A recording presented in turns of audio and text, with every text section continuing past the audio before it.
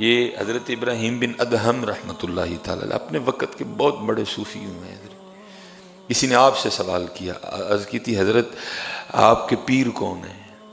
حضرت نے بڑے بڑے با کمال لوگوں سے فیض پایا، وہ لیکن آپ نے فرمایا بھائی میرا جو پیر ہے نا وہ تو میرا غلام ہے. حضرت ابراہیم بن ادہم آپ کا پیر آپ کا غلام ہے؟ فرمایا ہاں بھائی میں نے تو اسی سے بندگی سیکھی تھی.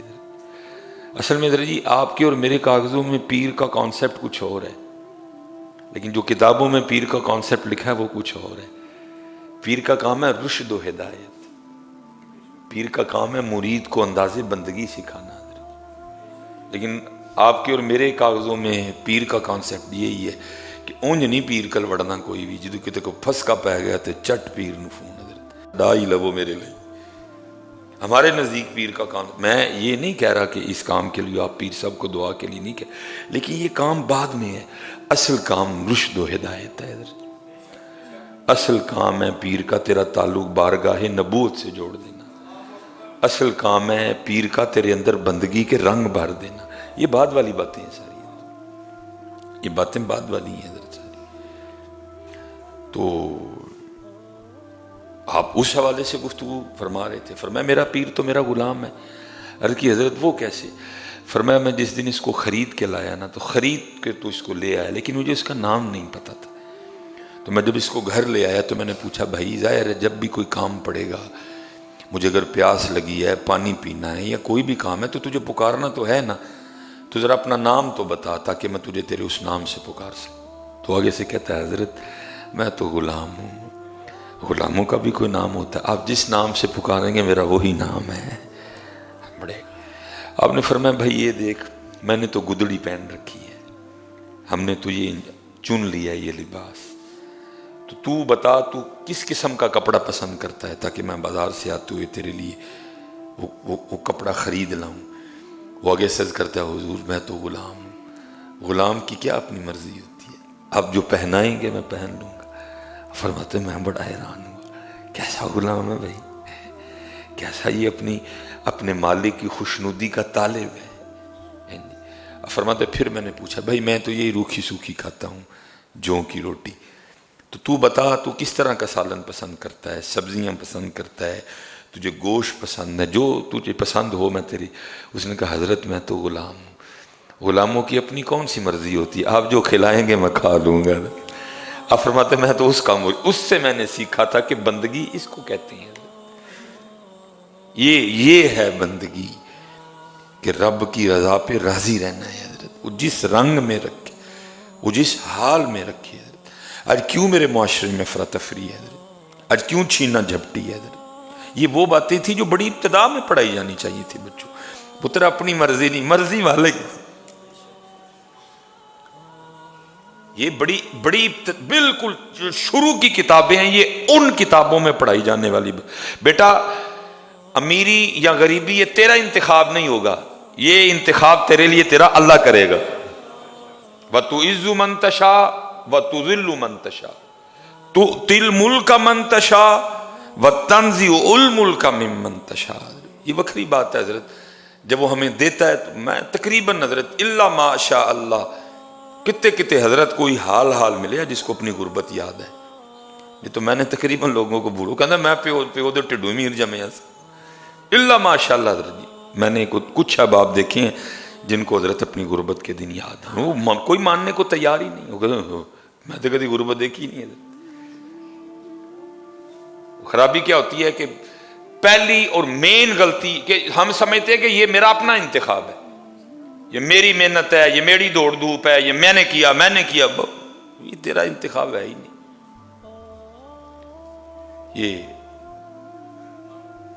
یہ چاہیں تیرا گزران تخت.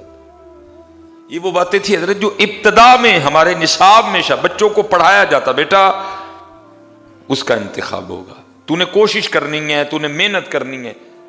یہ نہیں کہ تو نے ہاتھ پہ ہاتھ رکھ کے بیٹھ جانا جی جو اس کا انتخاب، یہ نہیں اس کو پسند کوئی بھی. تو نے محنت کرنی ہے، باقی پھر اپنے اللہ پہ چھوڑ دینا. تو محنت اس طرح کی کرنی ہے، جھوٹ نہیں بولنا، کم نہیں تولنا، دھوکہ نہیں دینا، دغابازی نہیں کرنی، فراڈ نہیں کرنا، رشوت نہیں لینی، سود نہیں لینا، محنت انہیں دبا کے کرنی ہے، باقی اپنے اللہ پہ چھوڑ دیں، اس کی مرضی، جو چاہے تجھ پہ اپنا رنگ ظاہر کرے۔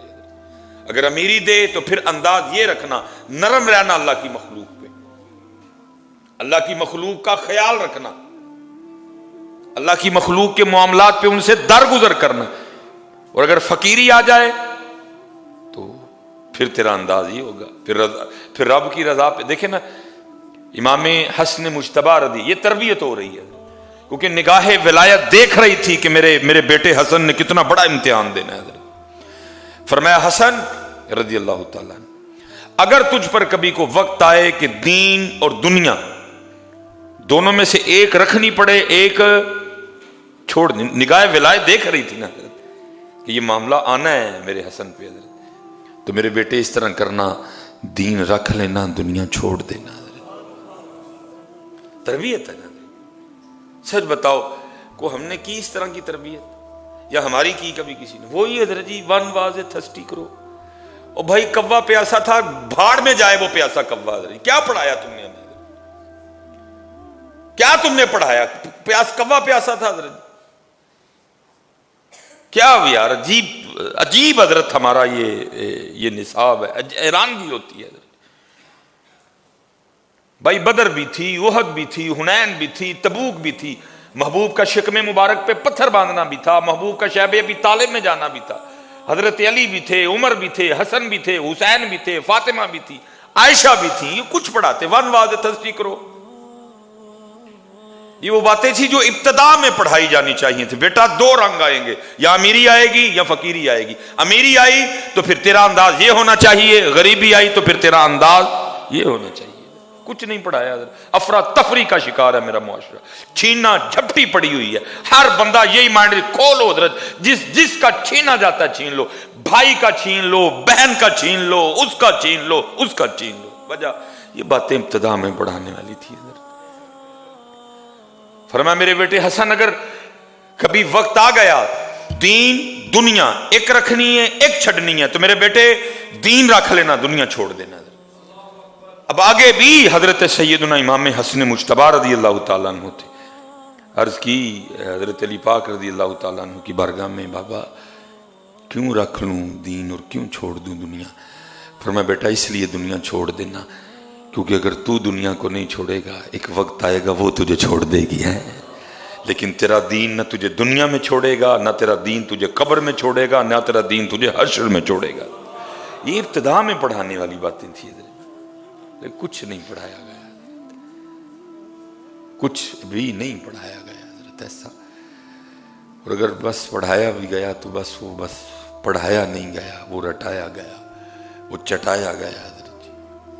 پڑھایا جو پڑھانے والا تھا وہ بھی میرے جیسا تھا، وہ خود رب کی رضا پہ راضی نہیں تھا، اس کو خود نہیں پتا تھا رب کی رضا ہوتی کیا ہے۔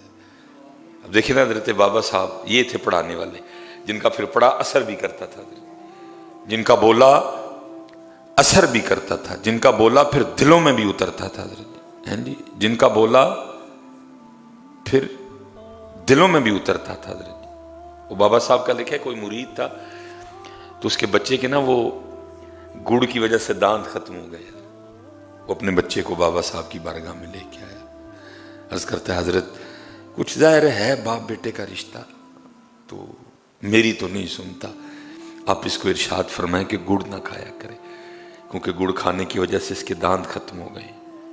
آپ نے فرمایا کل اس کو لے کے آنا۔ اس نے کہا کل شاید حضرت کو تعویذ دیں گے، کوئی دم فرمائیں گے خاص۔ وہ اگلے دن پھر لے کے آیا، اپنے کندھے پہ ہاتھ رکھ کے فرمایا بیٹا گڑ نہ کھایا کر۔ وہ بڑا حیران ہوا، عرض کرتا ہے بابا صاحب اگر یہی بات ارشاد فرمانی تھی تو کل ہی کہہ دیتے، میں اتنی دور سے آیا پھر گیا پھر آیا۔ تو فرمایا بھائی تھوڑی دیر پہلے میں خود گڑ کھا کے بیٹھا تھا، اس کو کیسے کہتا گڑ نہ کھایا کر، پہلے میں نے خود چھوڑا ہے پھر اس کو کھایا۔ اللہ بابا صاحب کا گڑ کھانا کچھ اور تھا، اس کا گڑ کھانا کچھ اور، لیکن تقویٰ کتنا تھا ان لوگوں۔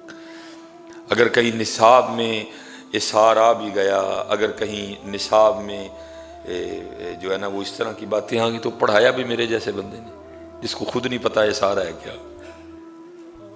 مجھے یاد ہے مجھے حضرت صاحب پوچھنے لگے بابا جی مجھ پہ تھی نہیں قربانی حضرت مجھے فرمان لگے بابا جی قربانی دینی ہے عید کی میں جناب نہیں تو فرمایا جو قربانی دینی نہیں دے پھر قربانی دا بیان کے میں کرنا جی جاؤ کہتے اضافہ ہو جا کے مجھے فرمان لگے جی تو آپ ہی نہیں قربانی دینی تو قربانی میں کہ حضرت میرے تے واجب بھی فرمایا نہیں واجب شکریہ کے طور پہ دے اتنا مالک نے کرم کیا ہوا ہے اتنا تجھے رب نے نام دے دیا جا کے قربانی تو قربانی دینی نہیں ہے تو قربانی بیان کی کرنی ہے وہ اس طرح کے تقوی والے لوگ تھے حضرت فرمایا تو نے قربانی دینی نہیں تو قربانی بیان کیا کرے گا جا کے میاں تو کس طرح ممبر پہ بیٹھ کے قربانی کو بیان کرے گا وہ کہ حضرت جی پڑھایا بھی تو پھر میرے جیسوں نے پڑھایا اس کی اپنی جانیں بلا حضرت جی اس لیے بیٹا جس کو مالک نے دیا ہے اس کا شکر کرو حضرت اس کا شکر کرو حضرت اور جو آزمائش میں ہے تو پھر وہ صبر کرو حضرت